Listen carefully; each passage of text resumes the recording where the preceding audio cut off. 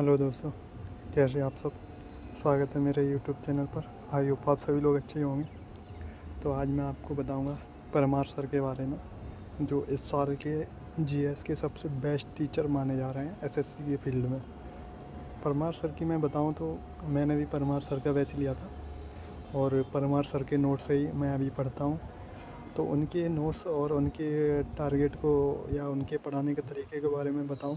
अगर आप लोग उनका बैच लेने की सोच रहे हैं तो मेरा ये वीडियो मतलब मेरे आगे जितने भी मैं बात बताऊं उनको पहले सुन लें, उसके बाद मतलब परमार सर का बैच लेने की सोच है। अगर आप लोगों ने पहले से कहीं जीएस पढ़ रखी है ना, तो आप परमार सर का बैच ले सकते हैं। मतलब कि परमार सर ऐसा पढ़ाते हैं, अगर आपने आपकी बेसिक्स कंप्लीट नहीं है, जैसे आपको नहीं पता है कि शाहजहाँ के बाद कौन आया या औरंगजेब किसका पुत्र था, ये सब चीज़ें अगर नहीं पता है तो आपको अपने बेसिक्स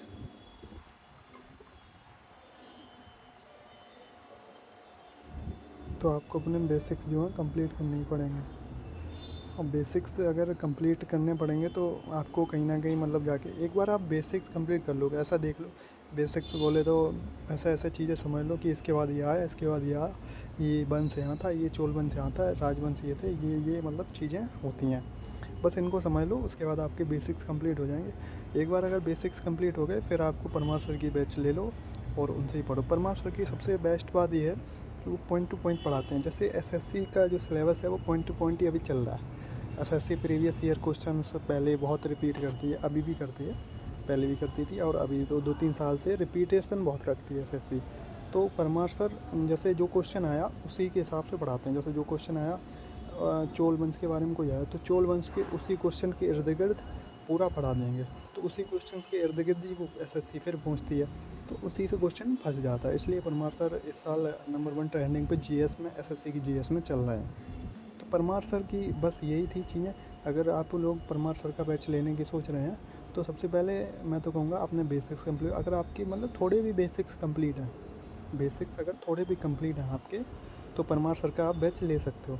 परमार सर के जैसे मैं पढ़ता हूँ, मैंने पहले खान सर के जो नोट्स थे उनसे अपने बेसिक्स कंप्लीट कर लिए थे। खान सर के वो फ्री के बैच मिल गए थे, उनसे थोड़े अपने हिस्ट्री सीख ली। अच्छा इनके बाद ये आया। अच्छा पहले मैं ये तक नहीं जानता था कि मतलब शेरशाह सूरी किस मुग़ल शासक के समकालीन था। जब ये चीज़ें मैंने सीखी तो एक स्टेप बाय एक नॉलेज मिल गई कि अच्छा क्या नाम शेरशाह सूरी जो था हुमायूं के शासन मतलब समकालीन था। ये सब चीज़ें सीखी तो अब जब परमार सर से मैं पढ़ता हूँ तो हिस्ट्री तो यूँ कवर हो जाती है और पॉलिटी भी कवर हो जाती है। रहेगी स्टैटिक जी की तो देखो भाई याद करने की ज़रूरत पड़ेगी। परमार सर भी जो पढ़ाते हैं वो उन्हें से उसे भी याद करना पड़ेगा। और मतलब जितने भी टीचर्स पढ़ाते हैं स्टैटिक जीके में उसमें याद ही करना पड़ेगा ज़्यादातर चीज़ें। तो इसको आप अवॉइड नहीं कर सकते। स्टैटिक जी को स्टैटिक जी की याद ही करनी पड़ती है ज़्यादातर चीज़ें। तो ये बस यही था, Parmar sir is the best. और अगर आपको लगता है परमार सर की बहुत सारी चीज़ें चलती हैं, अगर आपका थोड़ा इंग्लिश स्टैंडर्ड कम है, मतलब इंग्लिश में थोड़ी चीज़ें कम समझ में आती हैं, तो आप परमार सर का बैच मान लो।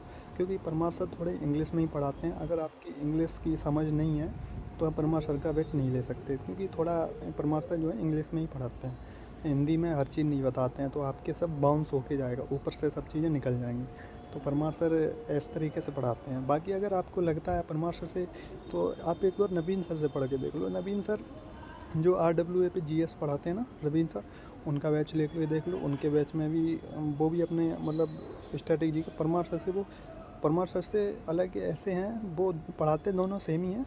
बस परमार सर थोड़ा इंग्लिश में कंटेंट देते हैं, ज़्यादा इंग्लिश में चीज़ों को समझाते हैं। लेकिन और नवीन सर है, नवीन सर हिंदी में सब चीज़ बताते हैं, हिंदी में ही उनका सब चीज़ होता है। तो हिंदी में अगर आपको लगता है कि नवीन सर, तो मैं तो कहता हूँ अगर आपकी थोड़ी भी इंग्लिश कमज़ोर है तो नवीन सर को प्रीफर करो।